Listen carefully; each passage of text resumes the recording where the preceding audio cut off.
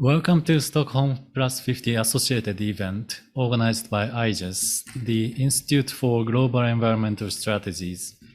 We are pleased to start the webinar entitled Implementing Integrated Solutions to Planetary Challenges, Reflections and Perspectives on Integration in the Post-Stockholm+50 Era. I'm Masashi Tsudaka, Senior Program Coordinator at IGES. The session will be 90 minutes long, and I hope you will enjoy and actively participate. Now, let's start the session. I'd like to invite our Executive Director, Yasuo Takahashi, for the opening remarks.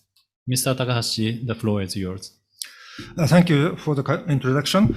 Good afternoon and good morning. Thank you for joining the Stockholm+50 associated event hosted by IGES, the Institute for Global Environmental Strategies. I am Yasuo Takahashi, Executive Director of IGES. Since the UN Conference on the Human Environment in 1972, the world has made efforts to integrate the environment in development planning. Part of these efforts have involved creating research institutions that can help policymakers apply more integrated approaches to environment and development planning. In fact, IGES was established in 1998 in response to the need to support stakeholders in Asia and Pacific with this integration. In the years that have passed since then, we have worked continuously to produce credible evidence and analysis to inform them about the more integrated environment and development policy and practices. Stockholm+50 is an important milestone for institutions such as IGES to look back and forward on integration. The main theme of Stockholm+50, a healthy planet for the prosperity of all, our responsibility, our opportunity, highlights the needs for action to improve our relationship with nature, to produce and consume sustainably and reduce pollution, to realize more just, equitable societies, and to achieve generational equity. IGES's associated event is therefore designed to offer unique perspectives on thematic areas that are critical to integration. We firmly believe that the integrated solutions to climate, biodiversity, and other planetary challenges is the key to ensuring a planet that stays within a safe operating space. This year, IGES published key messages for international processes on the SDGs and other important concerns. One of the messages urges governments to live within planetary boundaries as an overarching objective.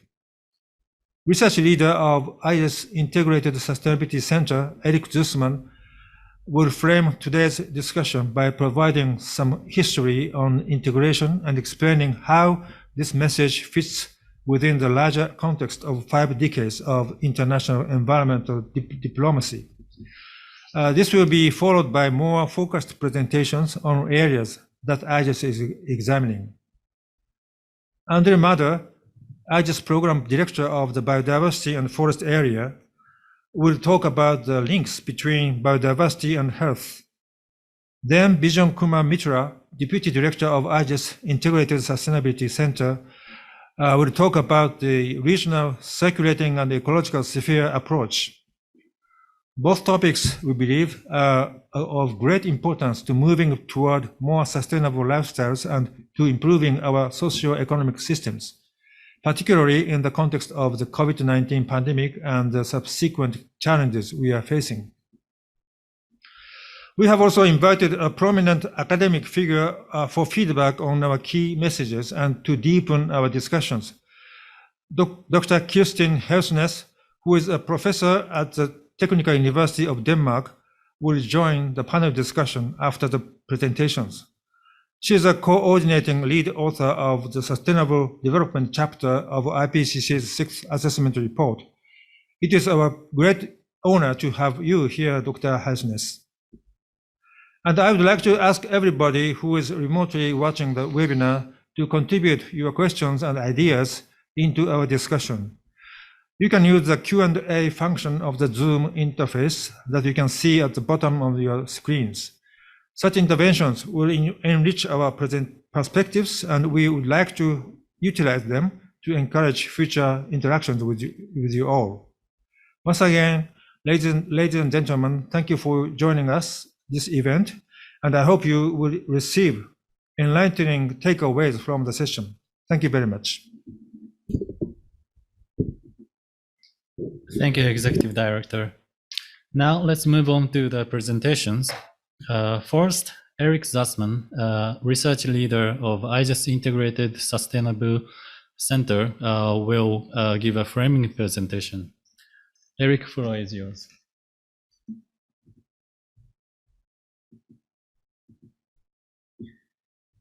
Okay, thank you so much, Sudaka-san and colleagues. It's a real honor and pleasure to be here today.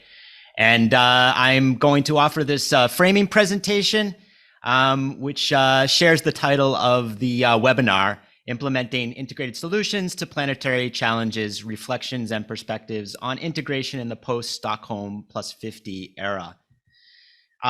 For the presentation, I'm going to break this up into three different areas. First, I will focus on Stockholm meeting in 1972, and in particular, the one of the key outcome documents, the Stockholm Declaration. I will use that as a way to introduce how we have looked at integration over the past 50 years, highlight some areas of recent progress in this regard, and some also concerns about that progress as we look forward in the final section of my presentation. And hopefully this will sort of set the stage for subsequent presentations, as well as a nice discussion as we move through our 90-minute session today. So let me begin. So to start things off, I think it's really important to underline that, in 1972, 50 years ago, this United Nations meeting on the environment was really a major breakthrough. There had been a big push in the 1960s, of course, and even dating back into the 1950s to work on environmental issues on a local and national level. But there was a growing realization that many environmental problems transcend national boundaries. And therefore, we needed more collective action working across countries to help deal with some of these issues. And so coming out of this seminal meeting, we had several key developments. So one of them, of course, was the creation of this United Nations Environment Program, which would be headquartered and still is headquartered in Nairobi, Kenya.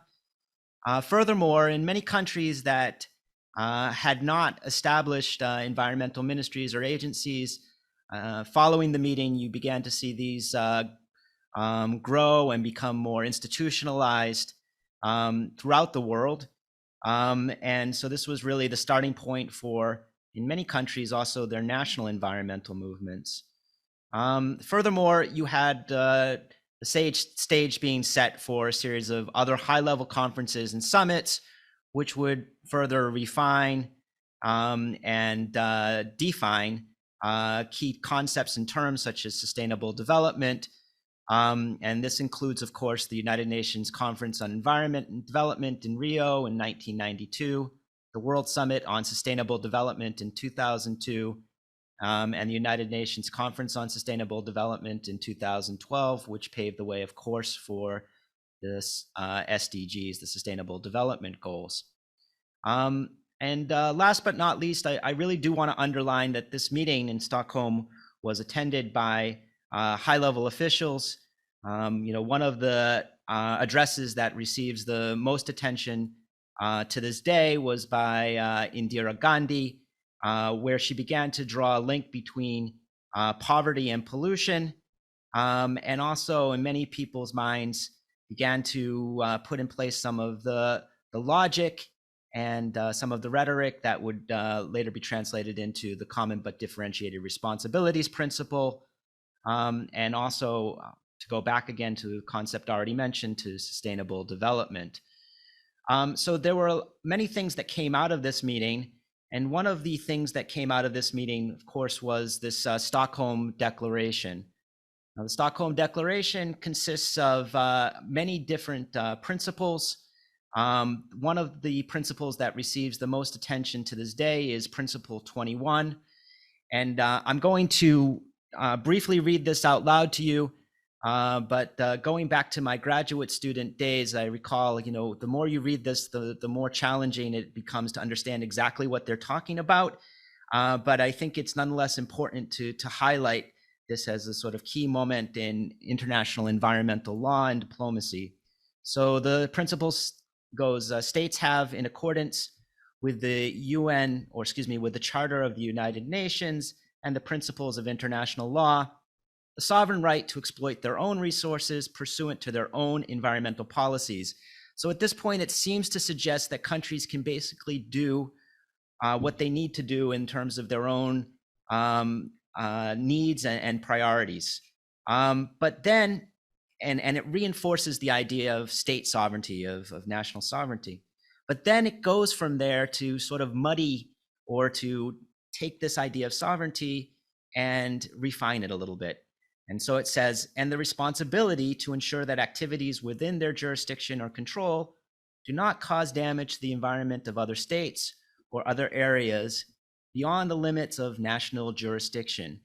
And so from many legal scholars' perspectives, and many that participated in the meeting at the time, this muddying of the idea of sovereignty set up a place for where we could begin to set up international agreements on the environment.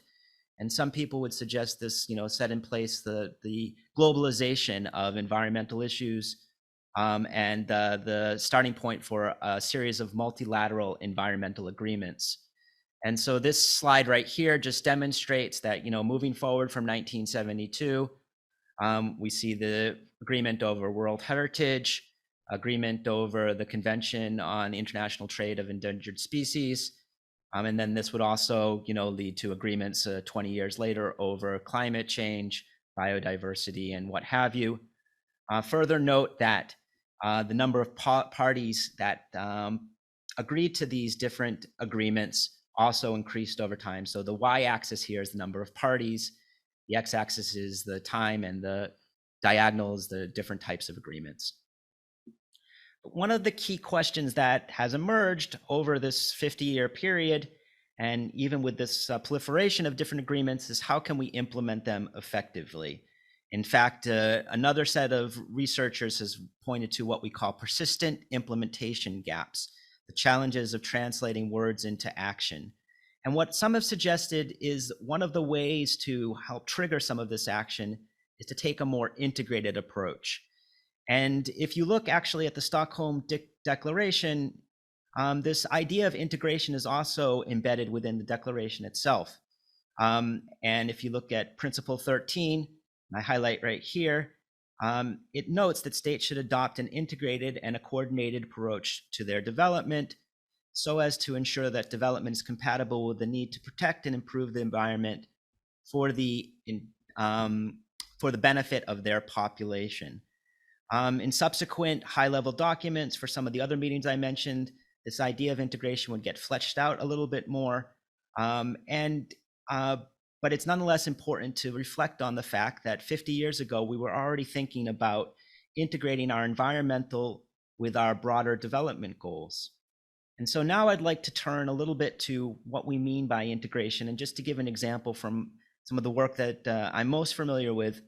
And this involves, of course, the linkages between air pollution, climate change, health, and increasingly other environmental concerns like water security.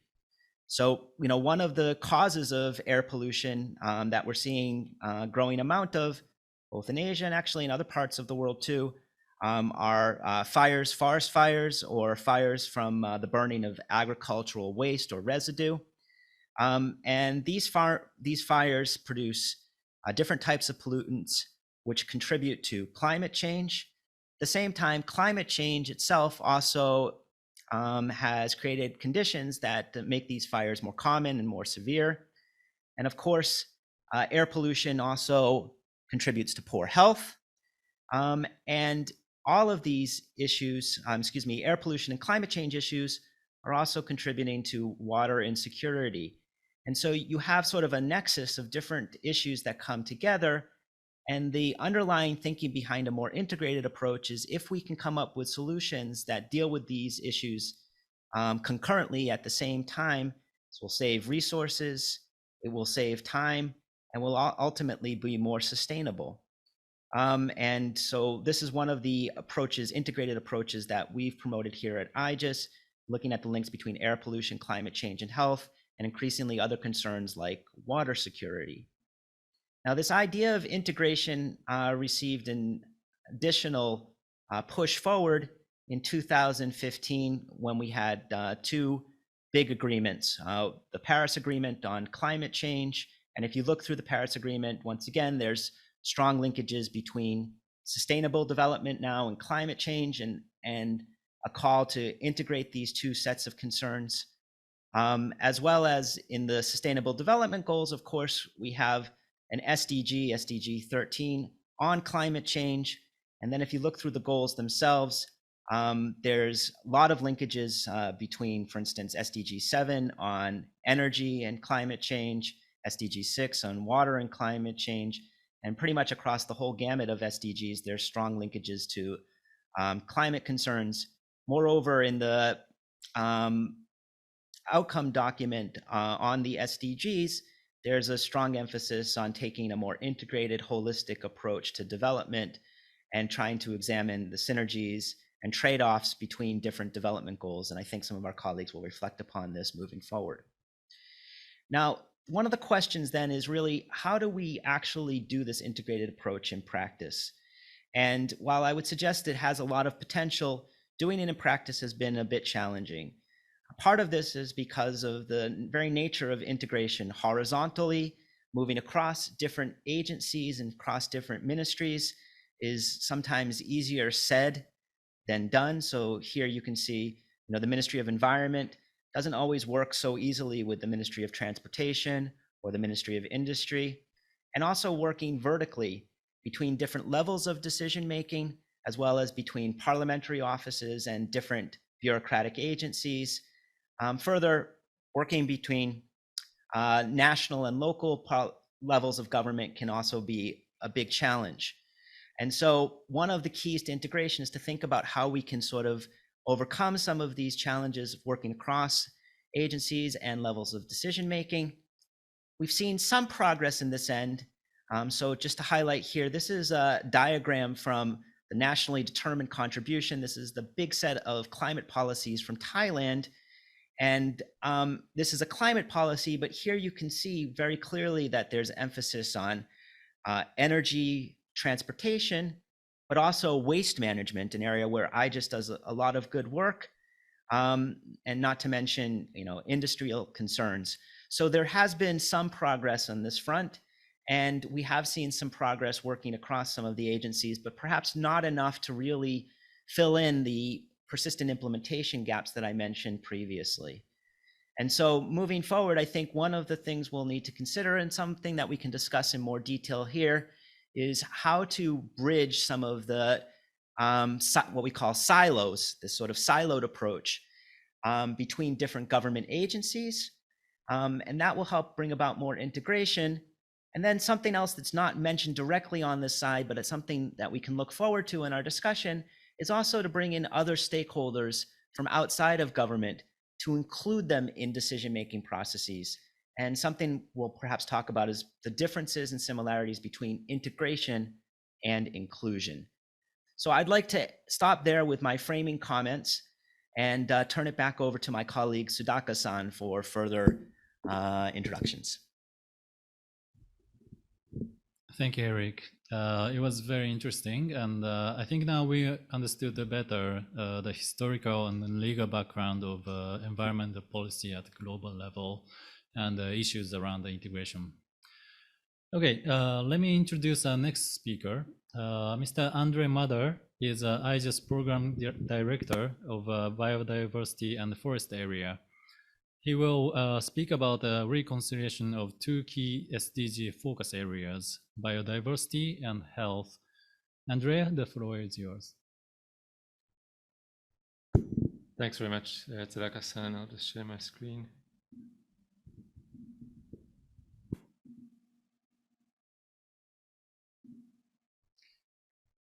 Okay.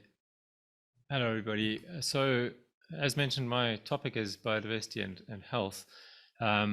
These are both SDG focus areas. There are two biodiversity goals among the SDGs, goal 14 and 15, one looking at terrestrial and the other one looking at aquatic biodiversity.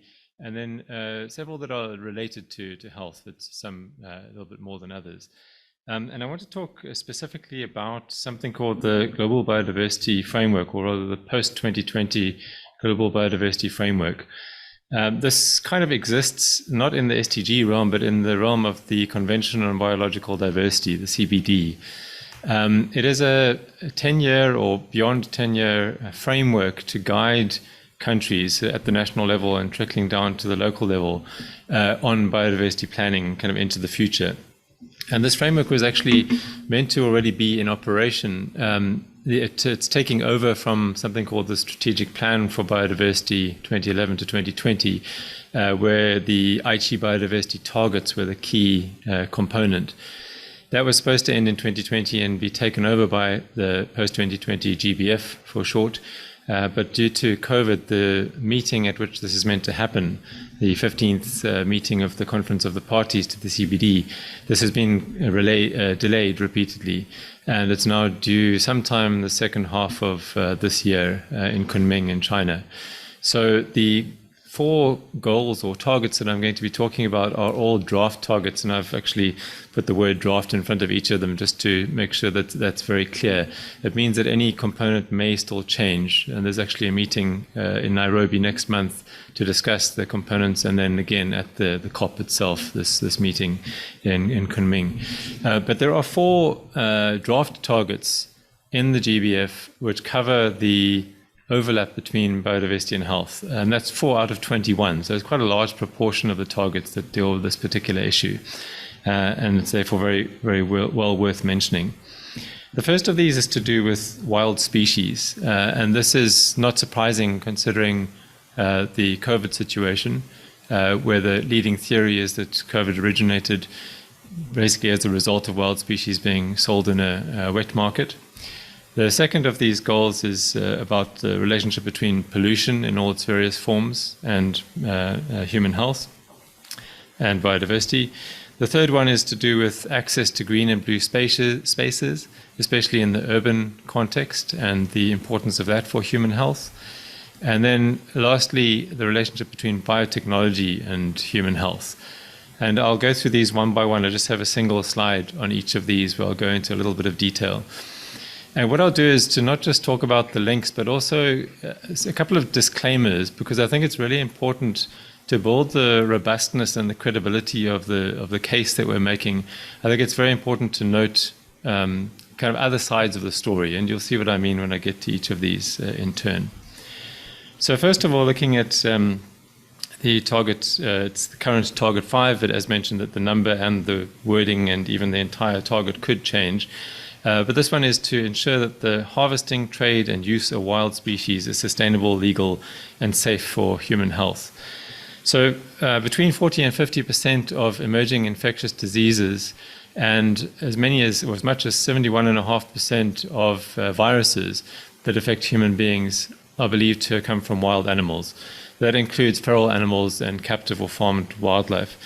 That 40 or 50% is sometimes thought to be higher, but that means the 60 or 70% that you might have heard quoted, that's from animals in general, not just wild animals under this broad definition. But certainly enough to warrant some concern and plenty of attention. So regulations and incentives here, as in many situations, have a key role to play. Regulations are easier to draw up and less easy to implement. incentives may be more difficult to come up with, but once you got them and once they take hold, they can do a lot of good as well. That's at the national level, and as I said, it applies to many different issues, but both are really key in this respect.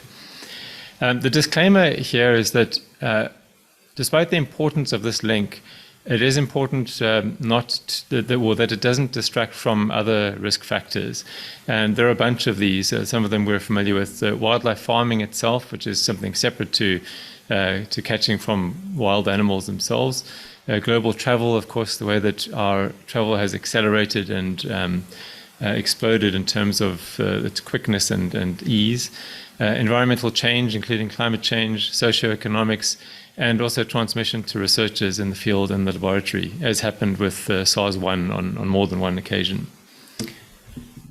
So the second one is currently target 7 in the draft of the GBF, is to reduce pollution from all sources to levels that are not harmful to biodiversity and ecosystem functions and human health, including by reducing nutrients lost to the environment by at least half and pesticides by at least 2/3, and eliminating the discharge of plastic waste. So especially the quantities that are mentioned here are up for debate and pretty hot debate so far. So if anything changes in this target, it's likely to be the specific proportions that are quoted there. As mentioned, this addresses air, water, and soil pollution, so from all different sources. And from decade to decade, we're making major advances in this area. But as Eric alluded to in his looking back to the origins of UNEP and the SDGs, as in most cases, the developing world is at a disadvantage here. So the developed world is really reaping the benefits of cleaner production, cleaner industry, and increasingly the developing world as well, but to a lesser extent. And at the same time, more and more production is happening in the developing world. Here there are inevitable trade-offs, and I think that to contribute to the robustness that I spoke about, it's important to acknowledge those trade-offs as well as continuing to minimize them. So I just really referred to one in the previous point there. A developing country might need to begin an industry to increase economic prosperity, but at the same time there are associated risks of pollution. And then lastly here again, regulation and incentives, just repeating that under this context and the importance of both. Thirdly, target 12, draft target 12, is to increase the area of access to and benefits from green and blue spaces for human health and well-being in urban areas and other densely populated areas. So there's an increasing body of literature on these health benefits, especially to mental health. And at the same time, the important role of cities, because since about 2007, more than half of the world's population has been concentrated in cities, and that proportion is growing by the year. I'm not sure, apologies, exactly where it's at now, but it's approaching 60%. And this is generally a success story. There's not much that can go wrong, but there's one disclaimer that I think is important to mention here. And that is the prevalence in some cases of what could be called performative conservation or performative opportunism. And this is where, especially in the urban context, a conservation project draws attention not because it's good for the citizens, but because it's good for other reasons. And one possible example of this, although it's caused a lot of happiness and a lot of positive outputs, the Highline Park in New York, which is one of the most famous urban parks in the world, has drawn a huge amount of attention as an urban park. It was an elevated railway line that was transformed into a disused railway line that was transformed into a linear park. And the criticism that it's drawn, apart from the huge amount of attention, is that the very large amount of money that was put into it could have potentially been put to much better use in other parks, even in New York, let alone in other parts of the world. But what it has done is vastly increased the property value around where it is situated. So this is an example of possible performative opportunism where the money could have been spent better elsewhere, or including elsewhere, not necessarily transferred, but maybe some of that money could have been used elsewhere to to put into Prospect Park, for example, which has higher biodiversity value. And again, here there is a disproportionate privilege in the developed world. Having urban parks is more of a feature of developed country cities, but it is increasingly popular in the developing world. Lagos in Nigeria, for example, has got some beautiful parks. Cape Town, my home city, is famous for some of its urban parks. So it's a concept that's taking off and has a lot of good to do still. Then the last of the targets, which is current target 17, is to establish strength and capacity for and implement measures in all countries to prevent, manage, or control potentially adverse impacts of biotechnology on biodiversity and human health, reducing the risk of these impacts. Now, I'm not going to say too much here because there's an entire protocol under the Convention on Biological Diversity related to biosafety, and there's also increasing discussion on synthetic biology, which is another related area in the CBD and also in relation to the Global Biodiversity Framework. What I want to do here is just to point that out, and also to point out that along with the risks, there are also enormous benefits from genetic modification and biotechnology. And this is an ongoing debate which needs more open air, I think. I think very often the debates between the pro and anti-biotech people are happening in different silos. So this is another one of those silos, I think, that needs to be broken. And the last word on this slide in favor of biotechnology is the important contributions that it's made to saving land for agriculture. So agriculture, one of the reasons why agriculture is taking up so much less land per capita than it is now than it was in the 1990s or 70s or 60s is because of biotechnology. At the same time, there are the various risks that most of you are probably aware of. So those are the 4 targets that I think it's useful to be aware of. A slightly different, this is my last slide, but slightly different but related topic is the way that the global discussion on health is going these days. There's something called One Health that you might have heard of. It has not made its way into the draft of the Global Biodiversity Framework, interestingly. So at this point, at least, it's not named in the framework. But this is something that dates back to the early 2000s and its predecessor even back to the 1960s. But the idea behind it is optimal health for people, animals, and the environment, the 3 in the way that they're connected. So a very important and very useful concept, which has nevertheless undergone a fair amount of criticism. And part of the reason for that is sometimes the avoidance or not focusing on the trade-offs or not acknowledging the trade-offs. So just as a very simple example, when past infectious diseases have threatened, there have been hundreds of thousands or millions of animals culled. So that kind of takes the animals in that first point out of the equation. That's for the good of people, but certainly not for the good of the animals that were culled. The third bullet there, just a point about local context. So one of the critiques of the One Health idea is that it's very general and very all-encompassing, very generic. But very often at the local context, things are different. So again, this balance between humans, animals, and the environment is not always in sync. And a couple of examples are the way in which habitats have had to be transformed to reduce malaria risk in various malaria risk areas in the world. And then in East Africa, tsetse fly has been more or less eradicated from various parts of the continent, again, by changing habitat. So it's not always a case of these living in perfect harmony together. And by acknowledging that, I think it improves our robustness and credibility, or the robustness and the credibility of our arguments. Lastly, there, another kind of critique is that in some cases, people are asking for a clearer definition of One Health. In other cases, people are asking for a less clear definition, depending on the particular circumstances. So a little bit of a tricky one there. And also the idea of One Health being a brand is in some countries' view, seems to be less palatable than having it as more of a general concept. So a very important concept, and particularly important in its role in awareness raising, as long as these nuances are brought into the discussion. I think that really improves the robustness and the credibility of the discussion if we acknowledge these disclaimers. So with that, I'll hand back to Eric. Thanks very much for your attention.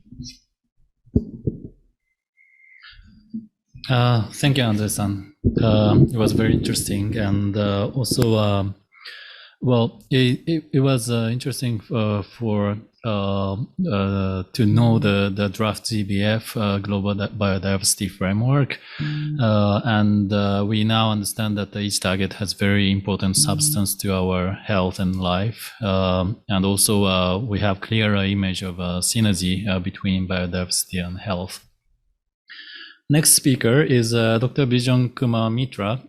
He is Deputy Director of IGES Integrated Sustainability Center.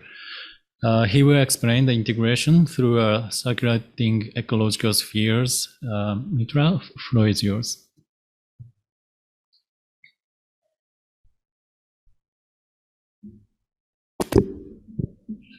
Good morning, good afternoon, good evening. This is my great pleasure to be with you in this important event on this implementing integrated solution to planetary challenges, reflection and perspective on integration in the post-Stockholm+50 era. So today I would like to introduce the regional circulating and ecological sphere concept. Before my presentation, Dr. Eric already shared the importance of the integrated approach to deal with the sustainable development challenges. Then Dr. Andre, he shared the nexus between biodiversity and the health issues and importance of the integrated actions to reduce the trade-off. And now I would like to introduce an integrated approach that name as regional circulating and ecological sphere in order to enhance urban-rural integrated action on localization of SDGs and climate actions.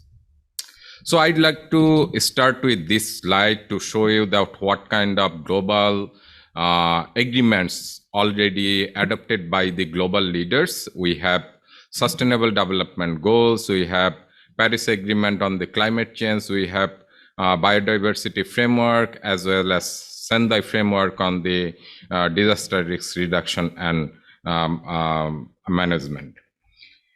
Now, to address those global goals and global agenda, the national government, they develop different kind of national strategical document to address the climate change issues, biodiversity, disaster management, as well as SDG. But to implement this global agenda as well as the national policies and strategies need to take actions in the local level.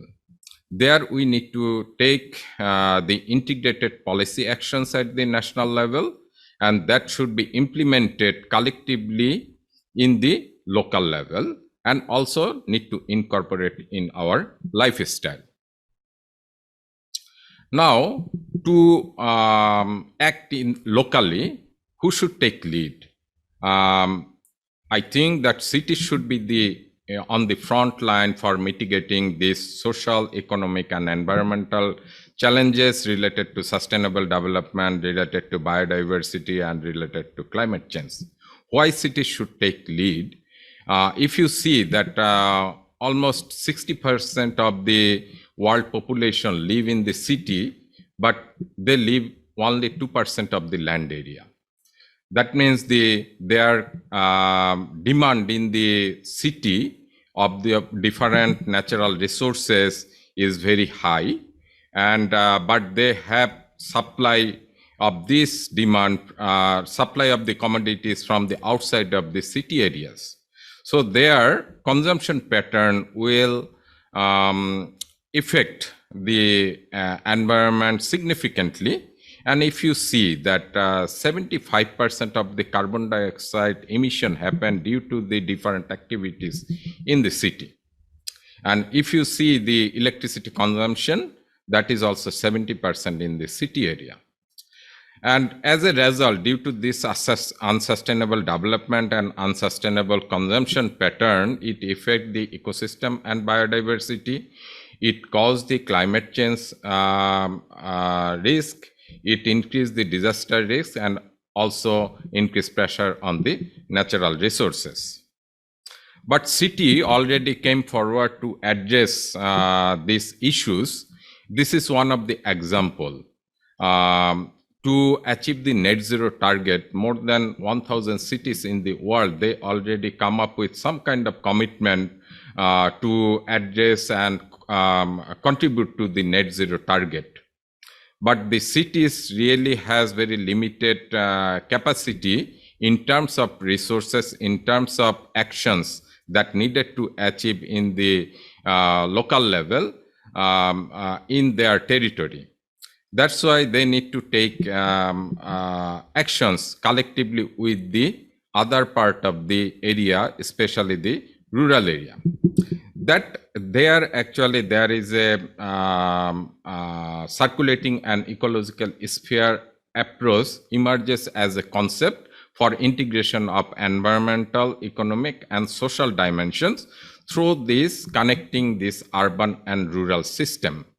And that will enhance the living in harmony with nature, and that contribute to resource circulation, and also explore the various low carbon energy sources that will contribute to the decarbonization. Ultimately, it will contribute to the SDGs, it will contribute to the biodiversity conservation, it will contribute to the climate change as well as disaster risk reduction. The CS, actually, it is a decentralized and integrated approach to address the complex systematic challenges, and it support the optimization of urban and rural resources, and that help support the live in harmony with nature. And this is the actually why it is important to connect urban and rural to address the shared concern.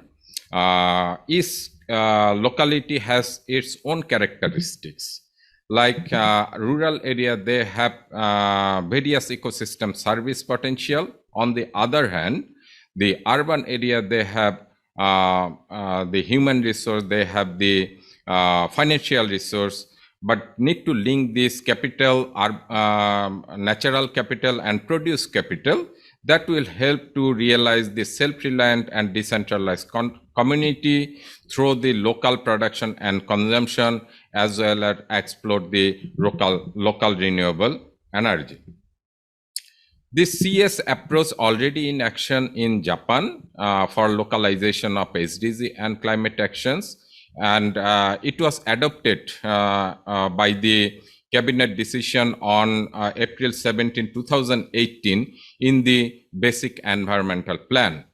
And if you see in various cities or city regions in Japan, this approach is applied to address various issues. It applies to address the forest management issues. It applies for the decarbonization issues. It applies for the disaster risk reduction related approach, and also it applies for the organic farming, promote the organic farming.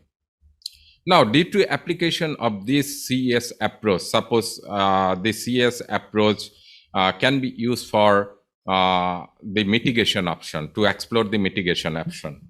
As I said, that cities should take lead in the net zero approach because they are the consumer of 70% of the energy and produce 70% of the carbon emission. That's why cities should take lead. But to mitigate this, they need to have collaboration with the rural area, where there are several options of carbon mitigation. One is they have a much renewable energy resources. They have forest to have the carbon absorption by the forest. They have potential of agroforestry for low carbon food supply. They have carbon absorption, marine life, that means the blue carbon opportunity. So these are the options. If cities and urban and rural, they collaborate each other, it can create multiple benefits that can bring environmental benefit, social benefit, revitalization of local economy, as well as localization of global goals. And this is one of the example I would like to share with you. This is the CS model to achieve 100% renewable energy by city of Yokohama. And the city of Yokohama, they already set a target to achieve 100% renewable energy by 2050. But if you see this data, within their territory, they can only produce 80% of the demand of the renewable energy. That's why city of Yokohama, to meet this additional demand of renewable energy, they signed agreement, collaborate with the 12 other local government in other parts of Japan, especially in the northern Japan, where the more potential of the renewable energy they can capture. They made agreement and they are working together with the other 12 local governments to get supply of the renewable energy from those local government territory. So this is one of the example. Now the CS application of the CS has lot of flexibility. It also can be used for various aspects actually, depending on the local context. This is another example from the Kanagawa prefecture of Japan. CS approach is taken for conservation of water environment management. And you can see that how urban and rural are collaborating each other to manage the forest sustainably, that actually provide the good water supply for the urban area. On the other hand, rural area actually get the financial support to manage their forest, to make their forest business profitable, as well as create the new job opportunities in the rural area. So this is the way. And this program has been working for quite long time.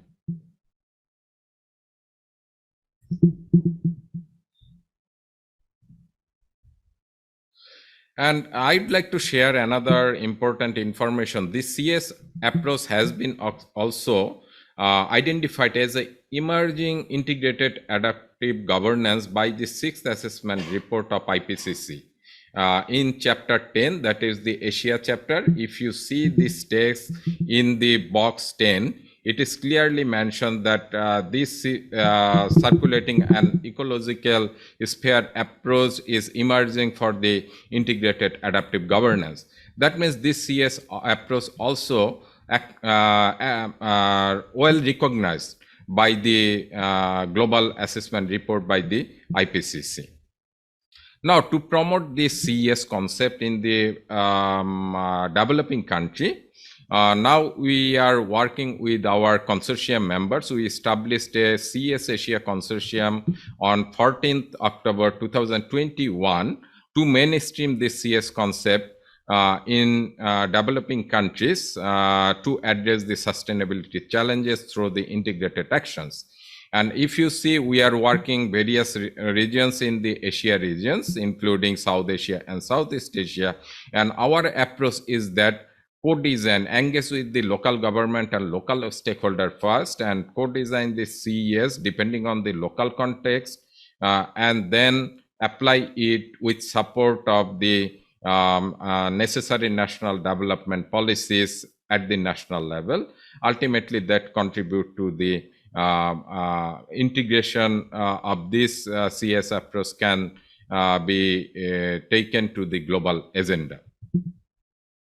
And we are also working with our partners to generate the scientific evidence-based knowledge, because to promote this concept, we need to prove this with the scientific knowledge that this approach can solve their problem and bring the multiple benefits from them, and we are working with them. This is one of the case in the Udong Thani. Through our studies, we are trying to try to proved that through the urban-rural collaboration, Udon Thani city region can achieve the resilient food supply from their local resources. And to promote this concept, it is important to have a multi-stakeholder platform to advance the CS approach. And currently, we are working with the 8 city regions in South Asia and Southeast Asia to identify the interdependencies of urban-rural and also the the regional CS scenario, how this CS application can provide the solution for the current challenges, and what kind of governance mechanism will be required to solve this situation. So there we are working and to promote this concept, and we hope this concept will be promoted in various regions in South Asia and Southeast Asia, and can bring the integrated solution for the climate change, for biodiversity, and disaster risk reduction. So I will stop here and look forward to have more interactive discussion. Thank you, Mitra, for your explanation on how important it is to promote a revitalization of decentralized yet connected local societies in rural and urban areas. And also, it was interesting to know many regions are applying circulating ecological spheres concept already, including Kanagawa Prefecture, where IGES is located. Now, we would like to move on to the panel discussion. All the presenters will join the discussion, but in addition, we have invited a guest panelist. Please welcome Professor Kirsten Halsness, who belongs to the Technical University of Denmark. She is joining this event from Denmark. Professor Halsness is also known as a coordinating lead author of the IPCC 6 assessment report on mitigation policies, Chapter 17, on accelerating mitigation in the context of sustainable development. And she has played a leading role in IPCC since 1993. I also heard that she is currently working on several EU projects on climate economics and risks. Thank you for joining, Professor Halsness. From now on, Eric will lead the discussion as a facilitator. Eric, the floor is yours. Okay, thank you so much, Sudaka-san, and thanks so much, Kirsten, for joining us from Denmark and getting up in the morning to be here with us. Great honor to have you here. So as Sudaka-san mentioned, Kirsten, you've recently helped complete the Chapter 17 of the IPCC 6th Assessment Report, third working group on mitigation. And you've also been actively involved in the summary for policymakers as well, where this integration concept is featured prominently. So my first question for you, Kirsten, is how is this theme of integration discussed in the IPCC 6th Assessment Report? Thank you, Eric. This is a very key question. And before I go into that, I would like to say that the three presentations we already heard are very much in line with the way that we have addressed sustainable development and climate change links in our report, because we have really emphasized that the local context and sort of focusing on trade-offs would be very important. I can show you that we actually succeeded to get a figure into the SPM, which is showing the trade-offs and synergies between mitigation and the SDGs. And I would like to share my screen showing you that figure. Yeah. It was actually quite a very sort of big challenge to get this figure done. It's figure 8 of the policymaker summary of working group 3. And what was done was that we asked all sectoral chapters, as you can see out here, the energy systems, the land use sectors, the urban, the buildings, transport, and industry, so forth, in their specific sectoral chapters, to do an assessment of all sectoral studies that have addressed both mitigation potentials and impacts on the SDGs. And this was something which was very much initiated by the co-chairs of our working group, because they thought that if you are going to implement worldwide mitigation policies that can deliver in relation to the extremely ambitious goals of the Paris Agreement, not to pass global temperature change beyond 2 degrees or maybe even down to 1.5 degrees, then you need to frame policies in the context of sustainable development, because we all know that the major global emissions in the future would be in developing countries and economies in transition. So we need to take a broader perspective than just mitigation. And then what we did was to go to all these studies. And before I go a little bit into a few details, just for discussion, I would like to say, and this is also in order to initiate a discussion here, that I think that in international research and discussions, it has very often been the case that people wanted to have a very rosy picture. So we wanted to say that mitigation and deep emission reduction transition is just a great advantage to all other sustainable development aspects. And I think this is too superficial, because if you're really beginning to implement massive, large mitigation options, you will also meet some conflicts. And I'll zoom in on the land use now, because this has already been discussed also by Andre Meda. If you look at one option like reduced conversion of forests and other ecosystems, you have a dot here. And this means that you could have both synergies and trade-offs. This is indicated because if you maintain more forests and avoid maybe high-value agriculture production, then you could have some issues on income generation by poor people. And food access, the next column is a minus, SDG 2, because if you have less land use for agriculture, then maybe access to poor for low-income people could also be an issue. And I actually liked a lot that you, Andre Mada, also mentioned these genetic options and efficiency improvements in agriculture, because I think they could be a key to avoid some of these trade-offs, because there is still a very uncovered need for more food production. Then if we go to the urban system, which was covered and addressed also by Dr. Mitra, it was really emphasized that if you are thinking about urban land use as spatial planning, it could be good for sort of zero hunger and zero poverty. But it also depends on how people with low incomes have access to the city space. And in many countries, if you see more dense urban spaces, then the price of living there, of houses, I think you know that in Japan, that's very much the case in Europe and in all OECD countries, could compromise people's ability to stay in the city. So if you really want to maximize synergies in urban areas, you need a very careful planning.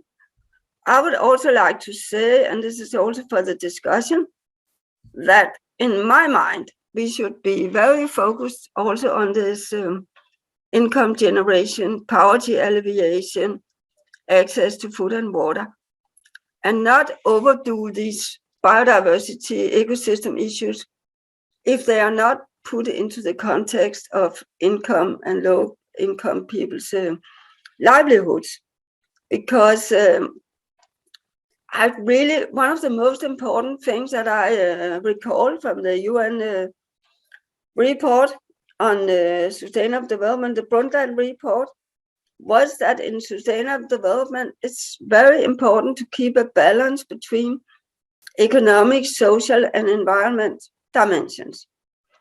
And I think in some of the recent discussions, I also think in a bit from IPC Working Group 2, the biodiversity and nature issues were a bit taken out of the context with livelihoods and income and economics. And so I really like to emphasize this balance. Yeah, so if you want to know all details about that, you can just look at the IPC Working Group 3 report, and we have supplementary material also to this figure, showing all the assessment of what the sectoral chapters did to get to these pluses, dots, which are the dots are the both synergies and trade-off, and minus is trade-offs. And there's a lot of documentation on that. So thank you so much on giving me the opportunity to share this Working Group 3 perspective on the integrated assessments. Okay, thank you so much, Kirsten. And I mean, I really want to applaud your efforts here, because you were one of the key people spearheading the inclusion of this type of diagram in the IPCC report. And I really appreciate the fact that also you made some nice connections to the presentations from Andre and Mitra-san in terms of, showing how this is framed in terms of forestry and land use and urban systems, and some contrasts there, which I think will also help us understand some of the potential limitations for integration, some of the trade-offs issues that you mentioned. What I'd like to do now, in the spirit of making this even more interactive, is actually turn it over to my colleague Andre to ask a question to Mitra-san, and we'll continue the discussion that way. And also, I want to highlight for people that have raised some questions that haven't been answered yet, we'll try to bring those into the discussion as well. So thank you so much, and please feel free to keep on asking some questions. We'll either type or try to bring them verbally into the discussion. Andre, over to you. Thanks, Eric. Yeah, I think there are lots of, Mitra gave a lot of detail about this concept of CES. But I think that I'm sort of fairly well familiar with it, having been at IGES for a while, and we talk about it quite a lot at IGES. But I think that probably some of the listeners, although they have a good idea of the details, they might still be struggling with the definition. So I'm making a bit of an assumption there. But I wanted to ask, I find sometimes the best way to understand what something is to ask what it is not. So Mitra, I wanted to ask you, if someone were to ask you, okay, this is CES, but what is a situation where there is not CES? How do you identify where there is not CES? And that might be a good way of defining what is CES. Thank you, Andre, for raising this very important question, because there are many similar kind of concepts already exist in the sustainable development area. And you are right that there are maybe many circulation system is already exist in the discussion in the sustainable development, and those circulation may be based on the economic connections, maybe based on the material flow. And what is new in the CES is it places the natural connections at the core of the sustainable transition, together with the other connections, economic connections, social connections. And it emphasizes the optimum use of and management of the local resources, and maintain the capacity of the ecosystem. So that it is based on basically promoting the circular economy based on the ecosystem. So there is the actually difference with the other. concept already we have in the sustainable development. And another thing, important thing for this concept is it is very flexible actually. Depending on the local characteristics, depending on the local needs, you can decide the entry point to apply this circulating and ecological sphere approach. One example I showed you that Yokohama City, they considered the CES approach for mitigation. To achieve their net zero target. On the other hand, Kanagawa Prefecture, they consider this CES approach to solve their water resources. There is actually another advantage of this CES approach compared to the other concept. So that is my response to your question. Could I ask a quick follow-up question? So just on one of your slides, you had before the Yokohama example, the previous one, you showed how also in Japan, the CES relationship was between Yokohama or Kanagawa and a distant prefecture, a few hundred kilometers away. So the CES concept still applies there, right? Yes. Okay. So it can be at the community level. It can be in the city region level, it can be actually bigger regional level, even country to country. So depending on the context, the CES, scale of the CES can be decided. So thanks very much for that, Andre. And I like this idea of trying to define things in sort of the negative space and doing it that way. I'd like to now bring it back. So Mitra-san, I wonder if you could ask some questions to Andre and go in that direction. Okay, so I think this is a good opportunity to, I'm not the biodiversity expert, but I learned from Andre about the biodiversity framework, and we understand that biodiversity degradation is one of the big global challenges, and to address that, many countries, most of the all countries, I think, has some kind of biodiversity conservation framework or the strategy at the country level, and they have different set of the targets and goal to address, to achieve these target and goals. And one of the challenges that maybe this biodiversity degradation also linked to the unsustainable use of these biodiversity resources, and maybe in most of the cases the unsustainable consumption by the urban and the urban unsustainable urban development may be one of the reason of this biodiversity degradation.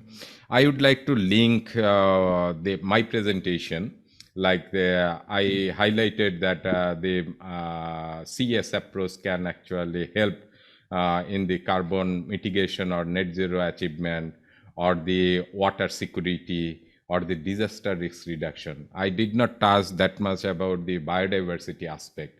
From your point of view, how do you feel that importance of the urban-rural partnership or the collective actions to enhance this national target and goals, and how it can be applied locally that can actually help to achieve national goal as well as the global goal? So that is my question to you, Andre. Yeah, thanks, Mitra. So kind of multiple dimensions to this, I guess. I mean, one thing to mention is that cities, if someone at a given income level moves from a rural area to a city, their footprint decreases. So cities have a huge footprint, but that's because of the wealth that's concentrated in cities. So if someone is going to keep their wealth the same way or slightly increase their wealth, they're still doing better for biodiversity by moving to the city. So I guess that in terms of CES, Circulating and Ecological Sphere, if you have more people in cities up to a certain point, you're going to increase efficiencies. But you still need people in the countryside supplying the cities, right? And then if other efficiencies are applied in the countryside to agriculture, especially, then you're going to kind of close the loop in a sense, the efficiency loop. And so it's kind of all about the way that land's used, the quality and the amount of land that's used. And so decreasing the amount of land that's used, which means increasing the efficiency on the land that is used, and then also the kind of approaches that are used. So one example here is something else that we talk a lot about at IGES is SEPALS, which stands for Socio-Ecological Production Landscapes and Seascapes. So it's a bit of a mouthful, but the idea is these are landscapes, very often ancient landscapes and seascapes, where people have been part of the landscape for a very long time. Not necessarily, but very often it's thousands of years, or at least hundreds of years. And so the biodiversity in those areas, they're typically not very intensive, but the kind of production, especially agricultural production that's practiced there, supports a certain complement of biodiversity. And when people move away from those areas, which is actually happening quite a lot in places like Japan, as it urbanizes, especially developed countries that are urbanizing, continuing to urbanize, it actually means a loss in biodiversity. So you'll find forests coming back to those agricultural landscapes, and with them comes forest diversity, but the total number of species and the kind of species are going to be different, and the number of species is going to be fewer. So they actually play quite an important role in terms of biodiversity. Again, just a bit of disclaimer is that it's not always going to improve things. Having a local CES is not necessarily going to improve things, and I can't think of a specific example where it wouldn't. The SEPALS is an example where it would, but there are probably examples where the opposite happens as well. So there are always these trade-offs that we have to keep an eye on. So I hope that gives you some food for thought. Great. So thank you so much. And I think, one of the valuable results of an exercise like this actually is I learn more about the integration between our own research and work. And I think that's really something that I'm recognizing through this process. Now, what I'd like to do is turn it back over to Kirsten. And Kirsten, I'm going to ask you actually to ask a question back to me before we sort of open it up and discuss among all four of us. So Kirsten, back over to you. Thank you. Yeah. How I understand the issue is that if you really want to address several sustainable development aspects in relation to climate policies, then you need to activate a broad range of stakeholders and also local people, because we have all emphasized that this needs to be context specific. So I think what are you doing in your research at IGES really to get this transformation process running, where all these different SDG aspects get a voice and become active in the process? Because in our sort of studies, we can assess a lot of qualitative and quantitative indicators, but something needs to move, and many sort of not only government agencies, but I'm more thinking about on the ground, need to be pushing for these different goals. So what are you doing to activate? Yep. Thanks so much for this question, Kirsten. And I think to answer this, I want to highlight a quick distinction and then get into the point about how do we motivate stakeholders to move this forward on the ground. And that distinction for me is between integration, which for me is very much about doing some frequently quantitative analysis of what the synergies and trade-offs might look like between different goals, and then working with government agencies to determine how that can be translated into policy. So I think that's part of the story, and I think that's really important. But the distinction I want to draw is between integration and inclusion.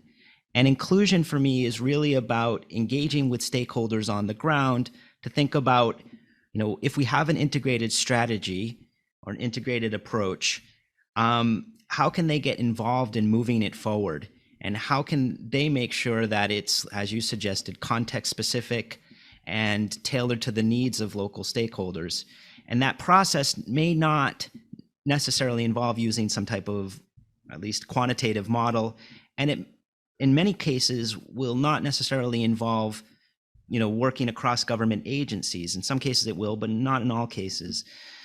So I think this inclusivity is really important, and this is also something we highlighted a lot in the report when we talk about this idea of just transitions, making sure that social equity and justice and concerns of different stakeholders' needs are brought into the decision-making process outside of government.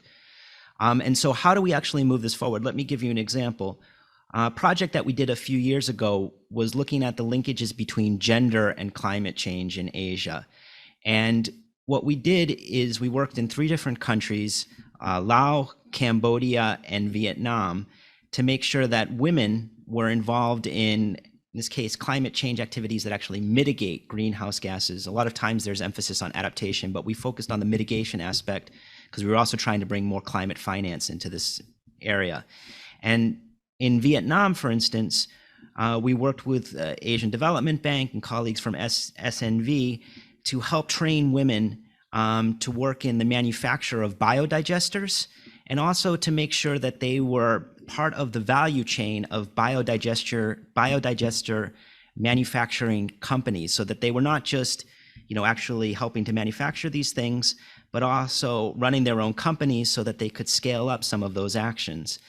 And this enabled them to participate quite actively and see the visible and tangible results of their actions. And this also helped make some strong linkages between gender and climate change, which are not always necessarily appreciated. So once again, I think highlighting the inclusivity aspect is really important. Doing this at the local level, as you suggest, is really important to give stakeholders a very tangible idea of how this can work in practice.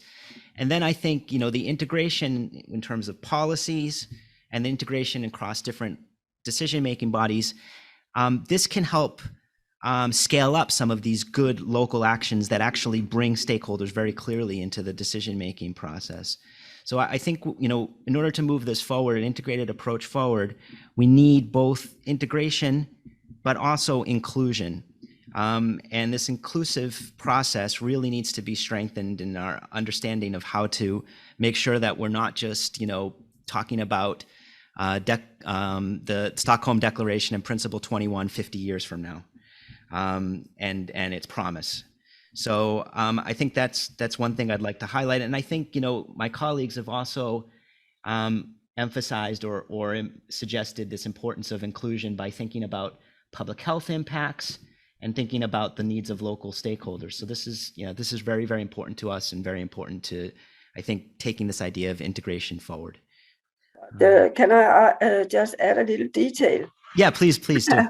What do you do with the people that lose from the sort of transition? Because, for example, I don't think of coal mines, but for example, in Denmark, it's beginning to be a problem that people living nearby some very big wind farms think that they could risk losing value on their properties. How do you integrate them or include them in a good way?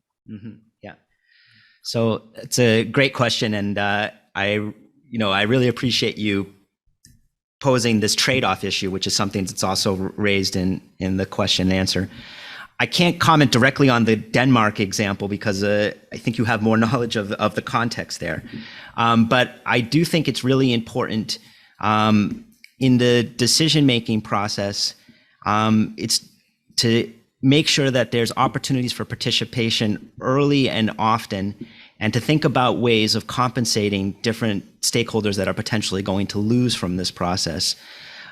So in terms of the Denmark example specifically, in some ways I want to turn the question back to you and ask you, what do you think would be an effective way of compensating these stakeholders or making sure that they're included? But for instance, I know, in the California example, in California, they have this very ambitious Global Warming Solutions Act. And in the decision-making process itself, they have a committee that deals with social equity concerns. And sometimes those social equity concerns, sometimes that committee has led to the rejection of some things that might be considered good for climate change. And so I think having those type of mechanisms embedded within the decision-making process, it won't resolve all of these trade-offs, that's for sure, but it will help address some of those concerns early in the decision-making process before they become sort of intractable later on. But yeah, I don't know if that addresses your question, but it gives you some thoughts. Yeah, okay. Yeah. I think that if it was in a mining district, for example, I don't know if you have that in Japan, then you will have to invest in some alternative new industries with better job opportunities, for example. Sure. And I think and about wind power or big PV, it's also about compensating the local people or giving them a share in the benefits from the projects. But let us move on to some other. I just thought that we should also talk about the more difficult issues. No, I think that's good, and I think that idea of the compensation is very much in part of this just transition idea. So I think that's really useful. Okay, I want to now ask a question to everybody, and it can also deal with some of this sort of trade-off points which Kirsten raised. Is, as I mentioned at the very beginning, we've been talking about integration now for about 5 decades or so, and I want to hear, what people think have been sort of the main challenges to integration, whether it's integration between climate, biodiversity, sustainable development, or integration between many different SDGs. What have been some of the main challenges, and how can some of these challenges be overcome? And for this one, I think we'll start with Kirsten, and then go to Andre, and then go to Mitra. So Kirsten, can you come in on that question?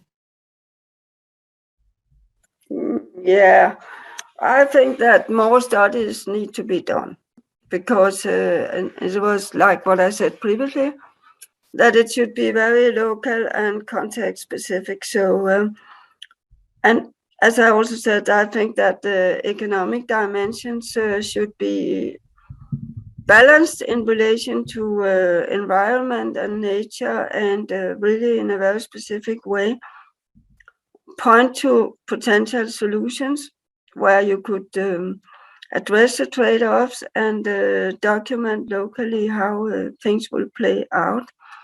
So, but I'm also a person, I'm an economist, so I would like to have more quantitative studies, and I just think that in inclusiveness, as you were talking about, Eric, you will also be well prepared if you have a lot of documentation which you can present to stakeholders when you go out on inclusion sort of activities.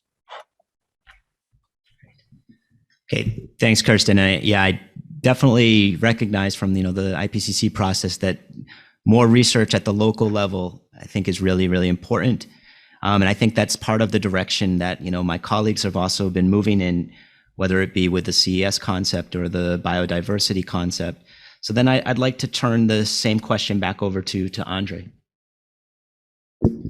Yeah, thanks, Eric. Again, I think there are several ways of coming at this, and maybe if I had more time to think about it, I'd have a different thing to say. But I think that, and I've been answering some questions in the Q&A as well about the issue of trade-offs, which Kirsten and I have both mentioned a few times. I think that the fact that at environmental meetings, environmentally related meetings, you hear only one side of the story, and then at more development-oriented kind of gatherings, you hear only the other side of the story. I think those silos are one of the big obstacles to integration. And I think that the word trade-offs, the term trade-offs, you hear it mentioned a lot, or you hear synergies mentioned more often, but trade-offs, you hear that mentioned all the time. But it's so rare to actually get into an in-depth discussion about that, what that actually means. And now, perhaps in the UNFCCC and IPCC context, maybe that's different. I guess that there may be some more detail on that. But I know in the biodiversity realm, it's usually glossed over without really going into the challenges there. And I think that people are a little bit scared maybe of getting into that discussion because it kind of reveals some weaknesses in their arguments. But I think that by addressing those weaknesses, just being upfront about it and sort of striving for truth and for balance and for an understanding of exactly what the trade-offs are and what they mean for each side of the discussion is really the only way that we're going to go forward, because there is an objective truth out there, and I think it's a case of coming to that at the same table. So there's one way of looking at it, at least. Thanks a bunch, Andre, and I really appreciate you highlighting this idea of the objective truth out there, but we really need to dig into the details, which I think resonates nicely with Kirsten's comment about, more localized research to really try to understand what these things look like and how they can be demonstrated and made more visible and tangible. So now I'd like to ask the same question to Mitra-san. Thank you, Eric. I would like to again back to your statement that importance of the horizontal integration of the different agencies, especially when you talk about the climate, biodiversity of sustainable development integration. Actually, different agencies has the mandate to deal with this. So they actually very rarely have interactions among these mandate agencies to discuss together about this. And another thing is the bottom-up approach, was Christine mentioned that bottom-up approach means the need to consider the local context, local issues, local capacity. So that need to be considered in the national level policy making. That is actually lacking as of now. And I would like to emphasize another issues about the counting system of synergies and trade-off of different projects. There I would like to just mention, we have the mitigation project, CDM or JCM. Currently what we are just reporting, that is the contribution of CDM or JCM on the climate mitigation. But those projects also has the synergies for the other SDGs or other biodiversity goal that never actually counted as of now. But there is a room actually integrate this CDM or JCM project, how it can contribute to the SDG, that can be also counted in the reporting plan. So this is one thing. Similarly, SDG related project, like the increase the wastewater treatment facility, that also has actually synergistic effect to the climate change.